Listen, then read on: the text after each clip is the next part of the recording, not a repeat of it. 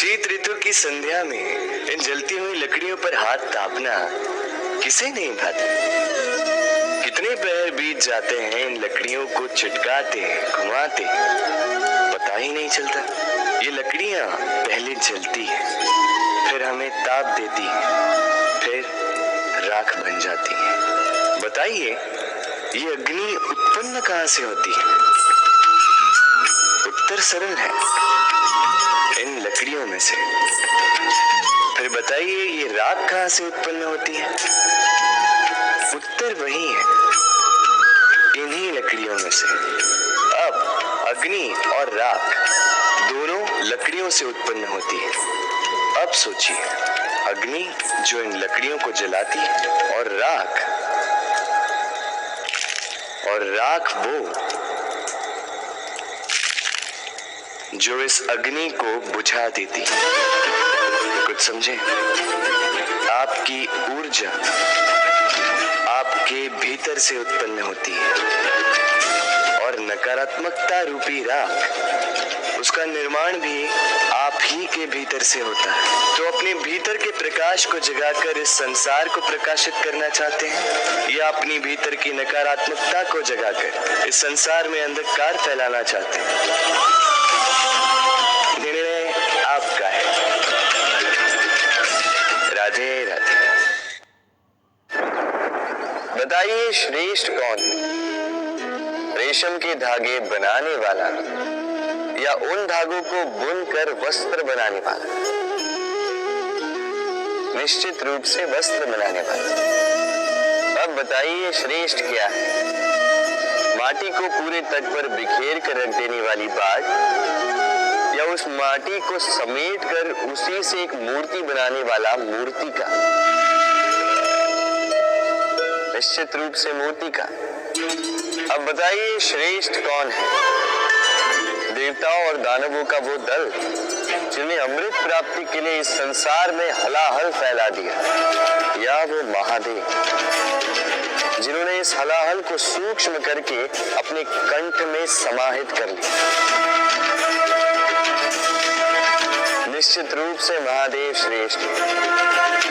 इसी प्रकार संसार में छोटी छोटी बातों को बड़ा करने वाले श्रेष्ठ नहीं होते, क्योंकि छोटी छोटी नोकझोंकों को द्वंद्व में परिवर्तित करना बड़ा ही सरल है। किंतु श्रेष्ठ सदैव वो होता है जो बड़े से बड़े युद्ध को समझौता बनाकर समाप्त कर दे। राधे राधे। जीवन को रथ कहा जाता है, किंतु क्यों? अब आप कहेंगे कि इसलिए क्योंकि जीवन भी रथ की ही भांति चलता रहता है। किंतु कभी आपने इस रथ को समझने का प्रयास किया? रथ में आगे अश्व होते हैं और पीछे पहिए। ये अश्व आपके कर्म, और ये पहिए कर्मफल। ये अश्व जहां जाते हैं, ये पहिए उसी के पीछे पीछे आते हैं। यदि आपके अश्व यानी आपके कर्म शुभ सरल मार्ग पर चले, तो आपकी यात्रा आनंदमय होगी। यदि दुष्कर्म के बुरे पथ पर चले, तो आपकी यात्रा गड्ढों और झटकों से युक्त होगी। अब चयन आपका। आप क्या चाहते हैं? आपकी यात्रा आनंदमय हो या पीड़ादायी? अपने कर्मों के अश्वों को नियंत्रण में रखें। फल का पहिया सदैव आपको मधुर रास ही देगा। राधे राधे। हम सब के जीवन में कभी न कभी पत्थरों का योग होता ही है। ये संसार हम पर कभी न कभी पत्थर बरसाता ही है। कभी हमें बुरा समझकर, कभी हमें असफल मानकर, कभी हमें बुद्धिहीन मानकर। कारण बहुत सारे हैं, किंतु इन पत्थरों से हमें चोट खानी है या नहीं, ये हमारे हाथ में है। या तो आप इन पत्थरों से चोट खाकर आंसुओं में डूबे रह सकते हैं, या यदि आप चाहें तो इन पत्थरों से सेतु बनाकर समस्या का सागर पार कर सकते हैं।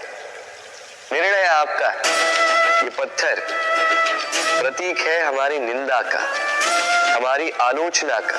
जो इस आलोचना को नकारात्मक ले गया वो केवल कष्ट ही पाएगा, और जिसने इस आलोचना को विकास का आधार बना लिया वो सफलता के शिखर चढ़ेगा। इसलिए स्मरण रखिएगा, आलोचना आपका शत्रु नहीं, आपका सबसे बड़ा मित्र है।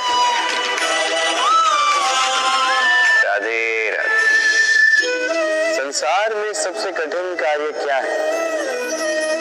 कोई कहेगा पर्वत पर चढ़ना, कोई कहेगा तैरना, कोई कहेगा उड़ना। किंतु क्या ये वास्तव में कठिन है? असल में देखा जाए तो बस ये थोड़े भिन्न है।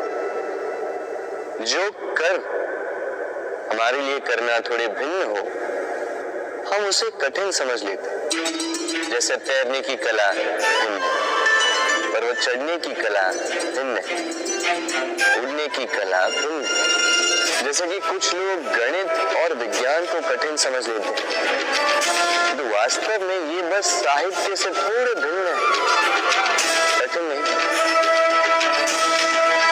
देखिए, संसार में कठिन कुछ भी नहीं है, बस एक दूसरे से भिन्न है। जैसे कुछ लोग हो, संबंध, किसी की सोच या विचारधारा हो, कभी कभी हमें समझ में नहीं आती, क्योंकि हमारी सोच और विचारधारा से वो भिन्न है।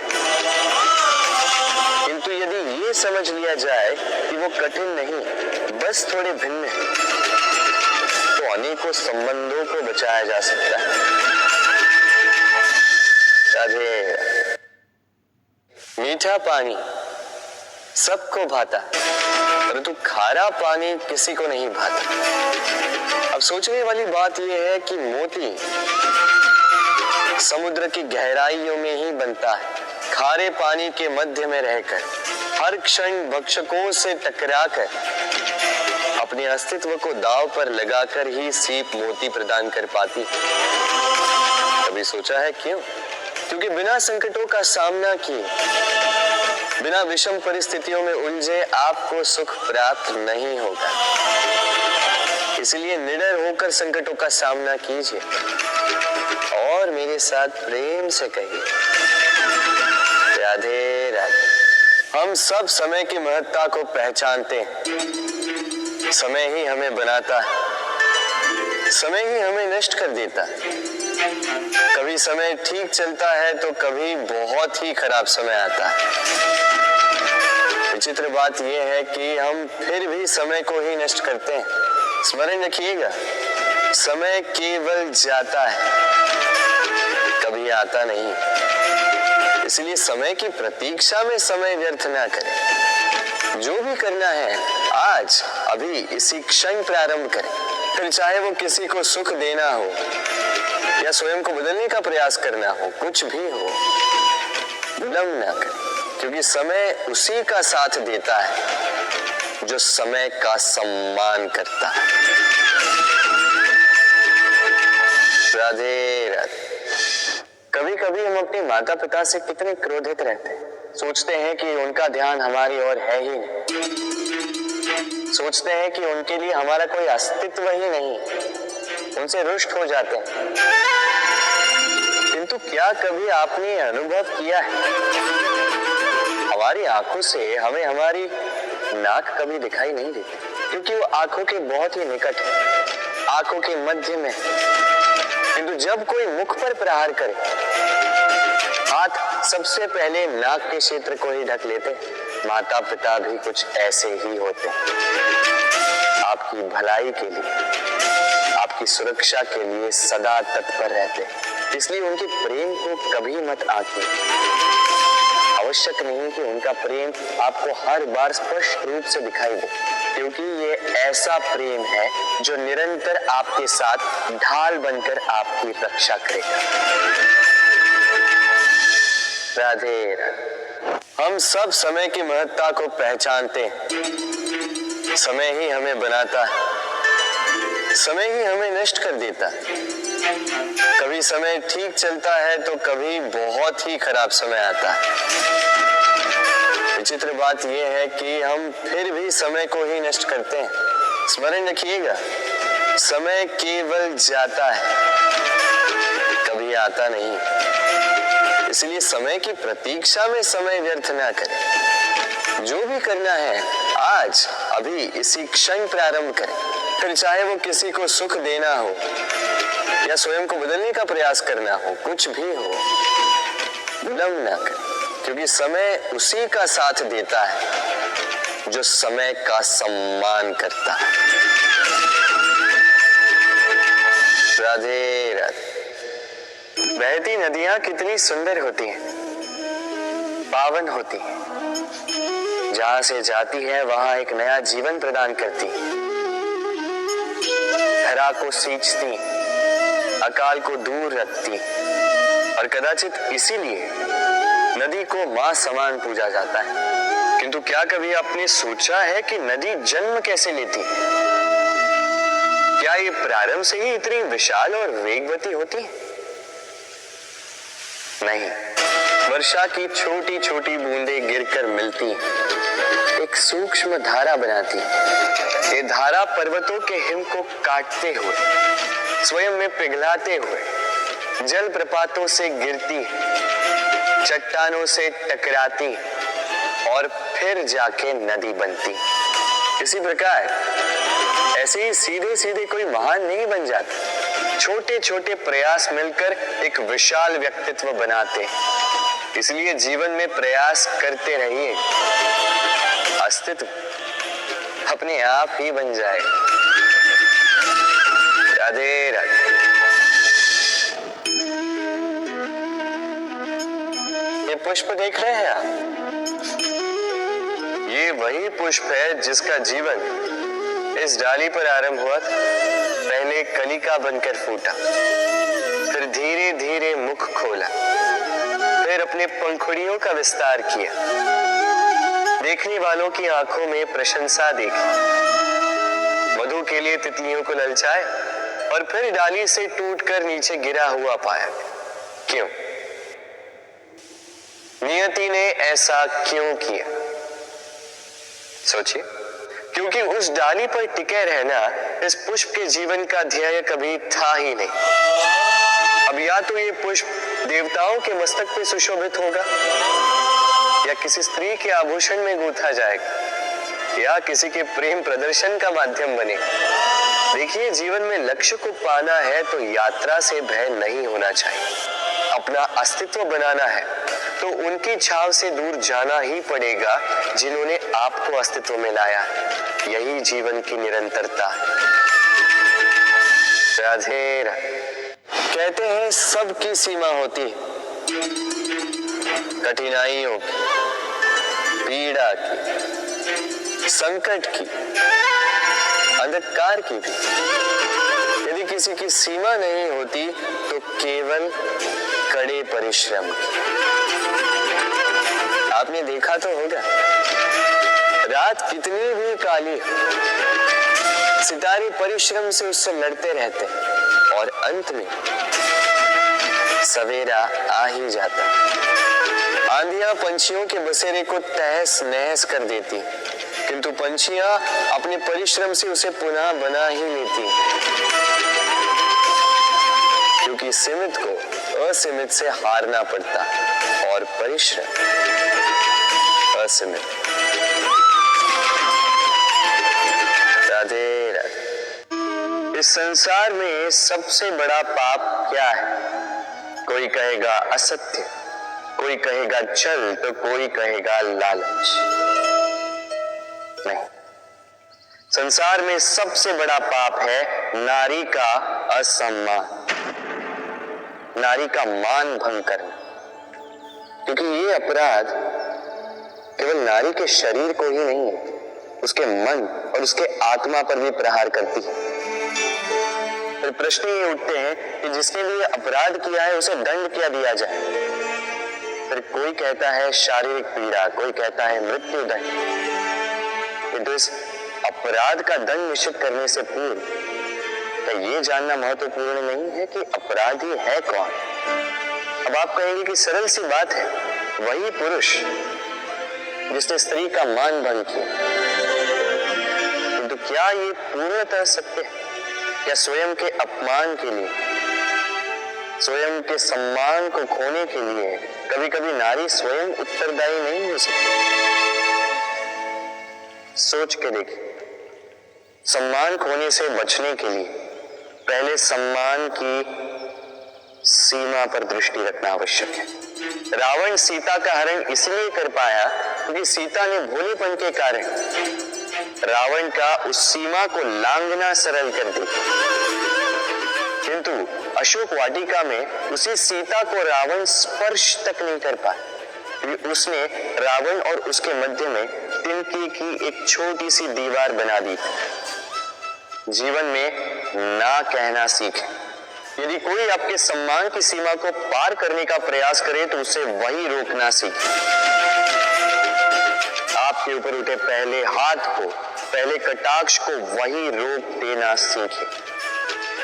पर किसी पुरुष में साहस नहीं कि वो पुनः आपका अपमान करने का प्रयास भी कर सके, क्योंकि नारी जननी आराध्य, तो स्वयं को निर्बल मानकर आप अपराधी न बने। राधे राधे। प्रकृति ने हर जीव में एक भाव भरा है ताकि वो निश्चल न रहे, कुछ न कुछ कर्म करता रहे, और वो भाव है भूख। संसार में हर जीव, हर पशु पक्षी प्राणी परिश्रम करता रहता है।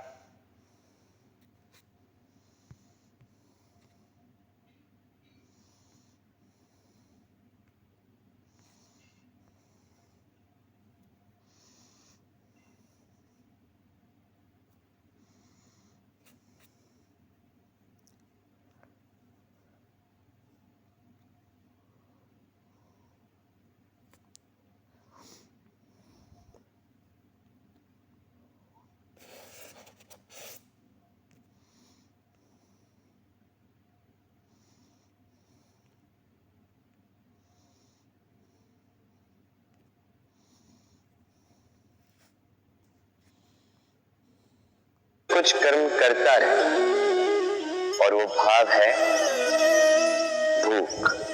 संसार में हर जीव, हर पशु पक्षी प्राणी परिश्रम करता रहता है अपनी इस भूख को मिटाने के लिए।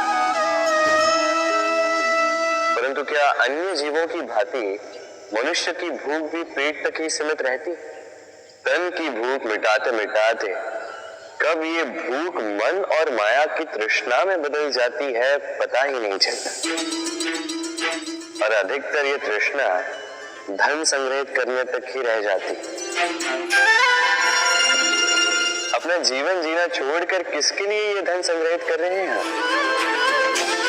आने वाली पीढ़ी के लिए। बड़ी विचित्र बात है। अपना जीवन जीना छोड़कर धन संग्रहित करते करते अपने जीवन का सुख भी मिटा रहे हैं, और आने वाली पीढ़ी को कर्म करने से भी बाधित कर। पूत कपूत तो क्यों धन संचय, पूत सपूत तो क्यों धन संचय। अपनी संतान को संस्कार दीजिए, धन नहीं। यदि संतान संस्कारी हो तो अपना स्वयं का एक संसार बना लीजिए। यदि असंस्कारी हो तो आपका बना बनाया संसार यूं ही नष्ट कर दे। इसलिए जीवन में यदि कुछ संचय करना है तो ज्ञान संचय कीजिए, प्रेम संचय कीजिए, और मेरे साथ प्रेम से कहिए राधे राधे। इस कमल के पुष्प को देख रहे हैं? इसकी एक विशेष बात है, जल स्तर कितना भी बढ़ जाए ये पुष्प सदैव जल सतह के ऊपर ही रहेगा, और इसका कारण है इसकी ये नाल। जैसे जैसे जल स्तर बढ़ता है वैसे वैसे ये नाल भी बढ़ती है और इस पुष्प को जल सतह के ऊपर रखती है। किंतु जब जल स्तर घटता है ये नाल घट नहीं पाती और फिर स्वयं के साथ ही इस पुष्प का भी विनाश कर देती। मनुष्य के साथ भी यही होता है। जैसे जैसे मनुष्य समृद्ध होता जाता है, वैसे वैसे उसका जीवन स्तर बढ़ता जाता है, उसकी अपेक्षाएं, उसकी आवश्यकताएं बढ़ती जाती। किंतु जब संपन्नता घटने लगी, उसकी आवश्यकताएं कम नहीं हो पाती और फिर इसी कमल की भांति मनुष्य भी टूट जाता है। तो फिर क्या करें? क्या किया जाए इस परिस्थिति में? जीवन स्तर बढ़ाना छोड़ दे?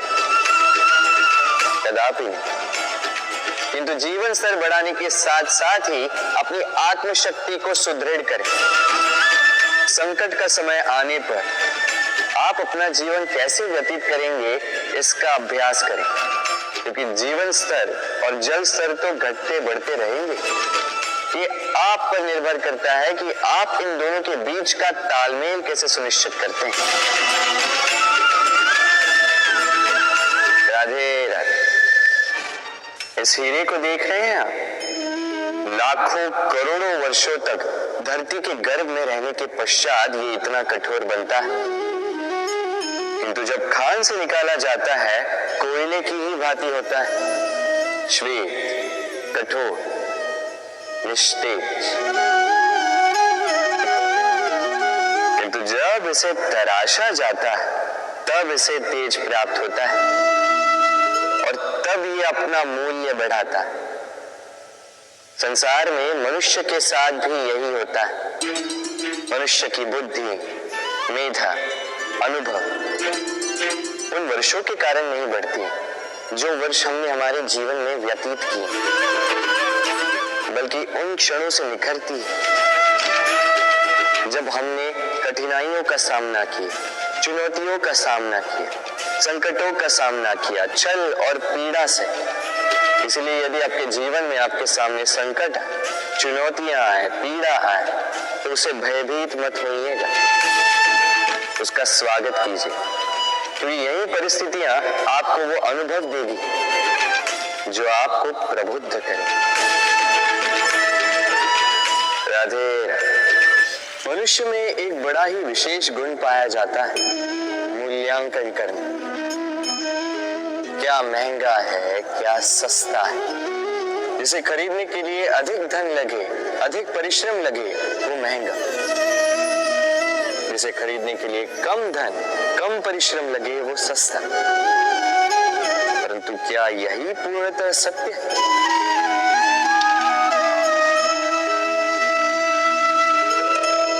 अब आपके सामने एक पात्र है जिसमें जल भरा है और एक सोने का सिक्का। बताइए, इन दो वस्तुओं में अधिक महंगा क्या है? आप कहेंगे सीधी सी बात है, सोने का सिक्का ही अधिक महंगा होगा। इस सोने के सिक्के से आप ऐसे कई सारे जल के पात्र खरीद सकते हैं। चलिए, उचित। अब सोचिए, यदि आप किसी मरुस्थल के बीचों बीच फंसे, प्यास से तड़प रहे, तब क्या महंगा होगा? तब तो आप इस एक घूंट जल के लिए अपने जीवन भर की कमाई पाई पाई यूं ही गंवाने के लिए सज्ज हो जाएंगे। स्मरण रखिएगा, जीवन में महंगी या सस्ती वस्तु नहीं, परिस्थिति होती और आवश्यकता पड़ने पर जो काम आए, उससे अमूल्य इस संसार में और कुछ भी नहीं। राधे राधे। नदी का जल मीठा होता है, सागर का जल खारा होता है और किसी नाले का जल दुर्गंध से भरा। क्यों? नदी का जल मीठा होता है क्योंकि वो सबको जल देती है। सागर जल लेता है, इसीलिए खारा होता है। और नाला, उसका बहना रुक जाता है और इसी कारण से वो दुर्गंध पूर्ण हो जाता है, किसी काम का नहीं रहता। हमारे जीवन में भी कुछ ऐसा ही होता है। यदि नदी की भांति जीवन में कुछ देना सीखो तो जीवन में मिठास बनी रहेगी। यदि सागर की भांति बांटने के स्थान पर केवल संचय करते रहो तो मन में खटास बढ़ती रहेगी। और यदि नाले की भांति बहना छोड़ दो, कर्म करना छोड़ दो तो किसी काम के नहीं रहोगे। इसलिए बिना किसी विराम के कर्म करते रहो और जो कुछ भी आपके पास है उसे बांटना सीखो। मन प्रसन्न होकर बोलेगा, राधे राधे।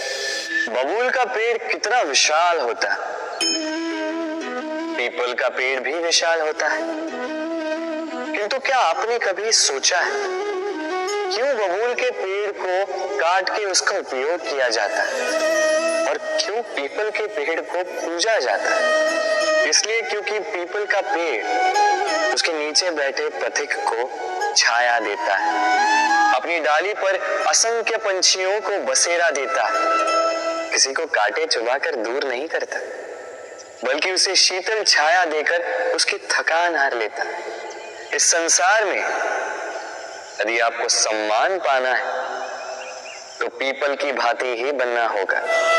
कुछ देना सीखो, आनंद, सुख, शीतलता बांटना सीखो और कांटों की भांति कभी किसी को कष्ट ना दो। सम्मान स्वयं चल के आपके पास आएगा और मन प्रसन्न होकर बोलेगा, राधे राधे। ये है सुई और ये है तलवार। अब आप बताइए, आपके दृष्टिकोण से इन दोनों वस्तुओं में से क्या अधिक शक्तिशाली और महत्वपूर्ण होगा? आप कहेंगे तलवार ही अधिक शक्तिशाली या महत्वपूर्ण है। चलिए मानते हैं तलवार अधिक भारी होती, तलवार युद्ध में आपको विजय दिलाती, शत्रु का विनाश करती, किंतु तलवार से कभी आप आपके वस्त्र सी नहीं पाएंगे। यदि पांव में कांटा चुभ जाए तो उसे आप तलवार से नहीं निकाल सकते, आपको सुई का उपयोग करना ही होगा। अब बताइए, तलवार को पाने के पश्चात ऐसे इस प्रकार सुई को खो देना क्या उचित होगा?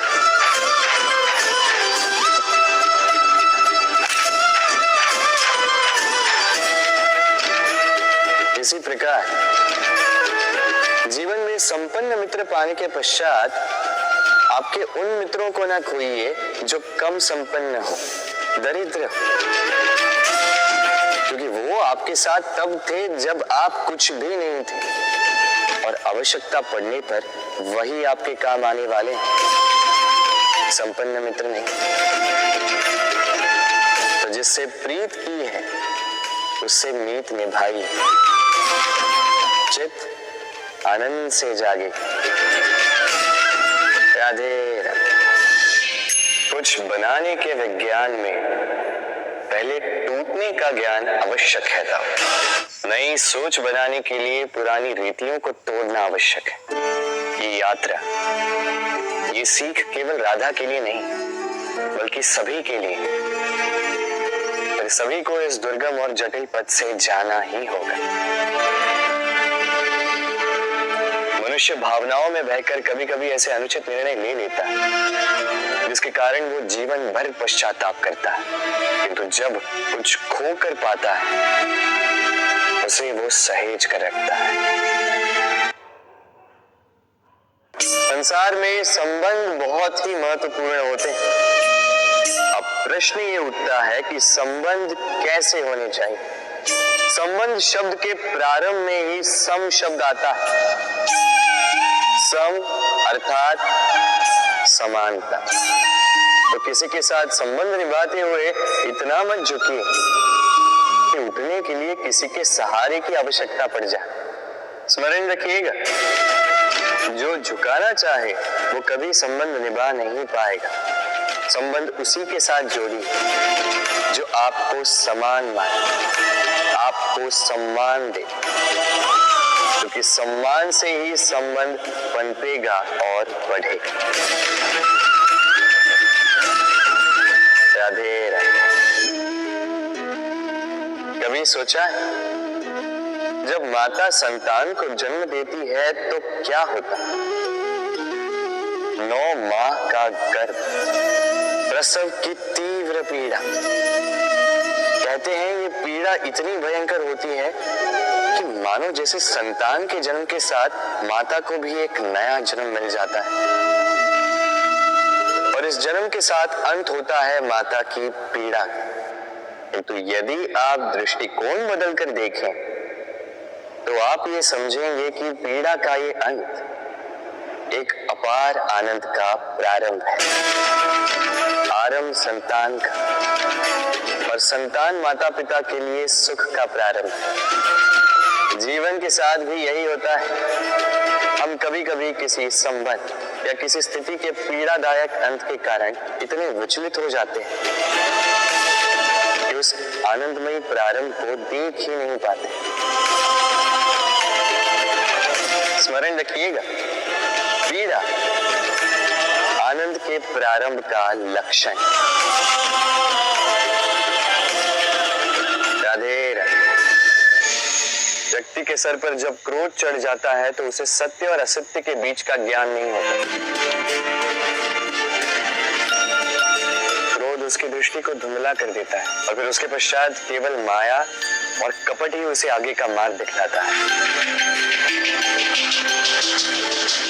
अपने स्वार्थ की सिद्धि के लिए।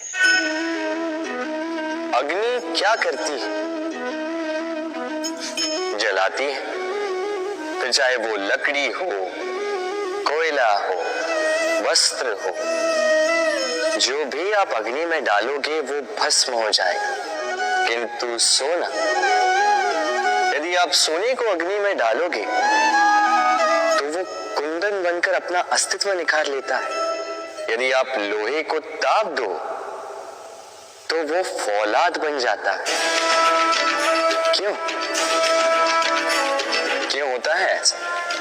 क्योंकि उनके भीतर की अग्नि उनको जलाने वाली अग्नि से अधिक तीक्ष्ण होती। ये अग्नि है निश्चय की, ये अग्नि है पवित्रता की। यदि आपका निश्चय दृढ़ हो, आपके विचार पावन हो, तो कुंदन बनकर निकलोगे, फौलाद बनकर निखरोगे, भीतर से बल पाओगे और कोई आपके साथ अनिष्ट नहीं कर पाएगा। राधे।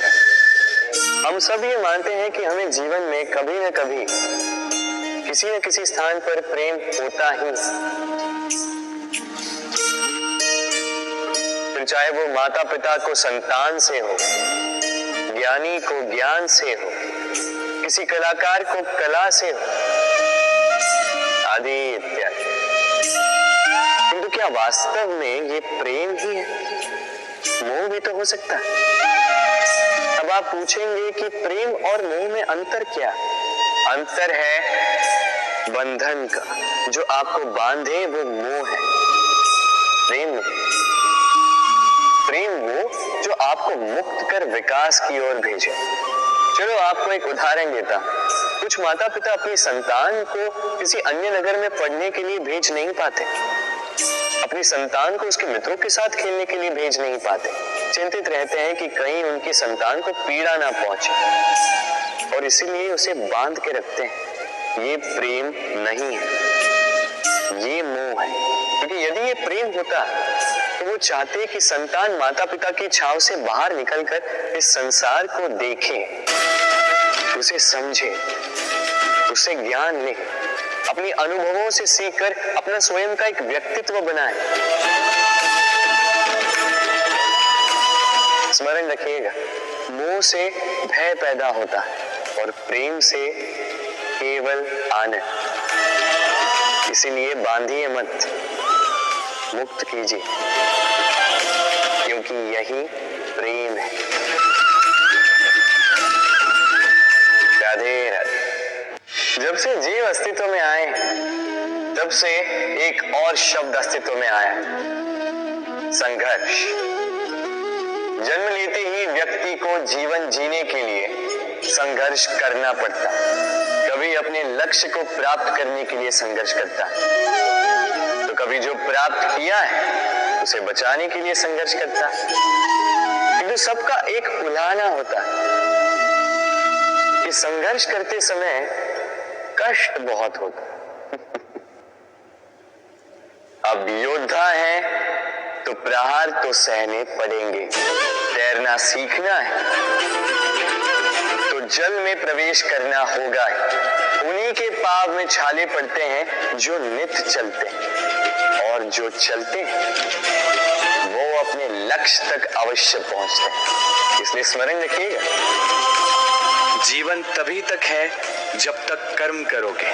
तो संघर्ष करते रहिए, कष्ट को भूल जाइए और मेरे साथ प्रेम से कहिए, राधे राधे। हम मनुष्य कितने ढीठ होते हैं।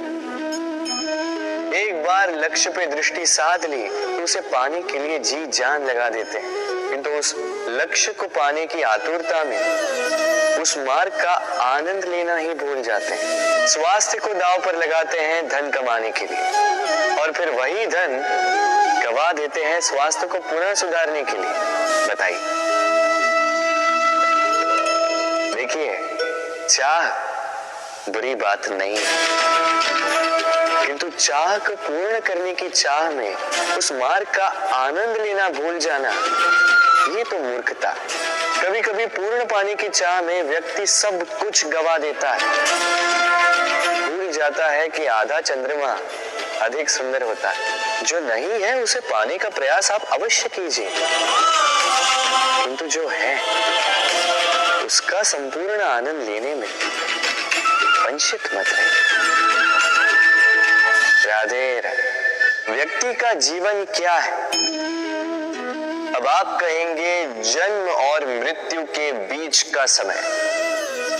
और मृत्यु कब होती है? जब व्यक्ति श्वास लेना छोड़ दे, हाथ पांव चलाना छोड़ दे, सोचना छोड़ दे। ऐसा नहीं। देखिए, जल की मृत्यु तब नहीं होती जब वो सूख जाती। जल की मृत्यु तब होती है जब वो प्यास बुझाना बंद कर देती है। सूर्य की मृत्यु तब नहीं होती जब उस पर ग्रहण लग जाए या जब सूर्यास्त हो जाए। सूर्य की मृत्यु तब होती है जब वो भविष्य में इस संसार के जीवों को प्रकाश की आशा देना छोड़ते। इसी प्रकार मनुष्य का अंत, उसकी मृत्यु तब होती है जब उसके भीतर की करुणा का अंत हो जाए।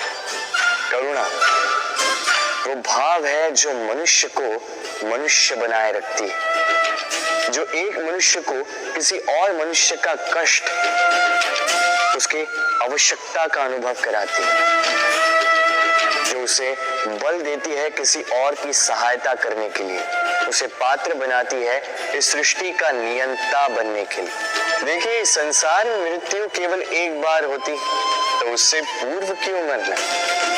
इस करुणा को क्यों मारना?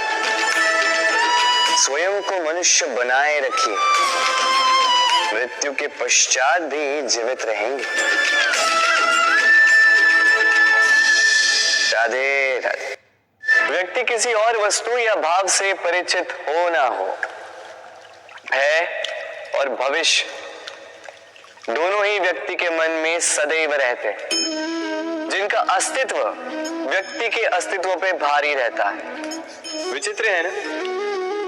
वह वो है जिसे आप नहीं जानते, जो अनजान है, और इसी कारण आपको भय लगता है कि ना जाने क्या होगा। भविष्य वो है जो अब तक घटा ही नहीं, तो जो घटा ही नहीं उसके विषय में चिंता क्यों? आपके हाथ में है वर्तमान। वर्तमान के कर्म सत्य मन से कीजिए और सोचिए ये कि अपने कर्मों को और कितनी श्रेष्ठता से किया जा सकता है। इसलिए आप विश्वास कीजिए, यदि वर्तमान के कर्मों को आप सत्य मन से करोगे तो भय स्वयं ही निकल जाएगा और भविष्य का फल अवश्य ही मीठा होगा। इसलिए भय और भविष्य से डरना छोड़ दीजिए, इस वर्तमान को जी। राधे राधे। अक्सर आपके बड़े बूढ़ों ने आपसे कहा होगा कि ये संसार दुख का मूल है और ईश्वर भक्ति उस दोष से दूर जाने का मार्ग है। किंतु सोचिए, यदि ये संसार दुख का सागर होता तो क्या नियति आपको यहाँ पर जन्म लेने देती? क्या ईश्वर यहाँ पर अवतार लेते? जब समस्याओं पर हमारा वश नहीं चलता, हम आरोप लगाते हैं इस संसार पर। यहाँ के लोगों सोचते हैं कि काश मैं यहाँ पे आया ही ना हो। एक किसान बंजर धरती पर जाता है और अपने परिश्रम से उसे लहलहाते खेत